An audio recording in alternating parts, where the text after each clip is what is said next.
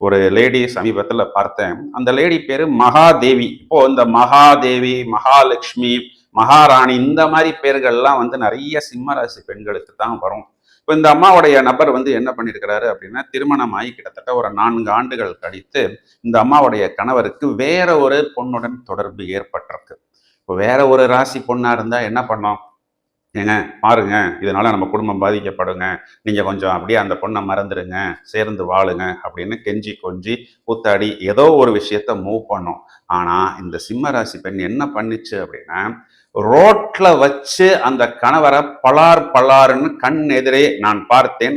கன்னத்தில் அரைந்தது. அதுவும் ஒரு அறை 2 அறை இல்லை, கிட்டத்தட்ட கண்டினியூஸா ஒரு 15 நிமிஷம் 20 நிமிஷம் அரைந்து கொண்டே இருந்தது. 4 பேர் நம்மளை பார்க்குறாங்களே அப்படின்னு எல்லாம் யோசிக்காம, ஏய் உன்னை நம்பி தானேடா நான் கல்யாணம் பண்ணிக்கிட்டேன், உனக்காக தானேடா குழந்தை பெற்றுக்கிட்டேன், நம்ம குழந்தைக்கு நான் ரத்தத்தையே என் உயிரையே பாலா கொடுத்து கொடுத்து தானேடா என் உடம்பு இப்படி ஆச்சு. இதை நீ உணராம உனக்கு ஒரு சின்ன பொண்ணு துணை கேக்குதா, உனக்கு ஒரு வயசு பொண்ணுடைய ஃபேண்டசி கேக்குதா, உனக்கு ஒரு வயசு பொண்ணோட துணை கேக்குதா, உனக்காக வீணா போன உடம்பு தானேடா இது, நான் பச்சை இங்கு சைன் பண்ற ஆளுடா, நீ ப்ளூ இங்கு சைன் பண்ற ஆளுடா, இருந்தாலும் நான் உன்னைய கல்யாணம் பண்ணிக்கிட்டேனே, இதை நீ புரிஞ்சுக்க மாட்டியா, என் தியாகத்துக்கு மதிப்பு இல்லையா அப்படின்னு சொல்லி பலார் பலார் என்று அறைவிட்டு கொண்டு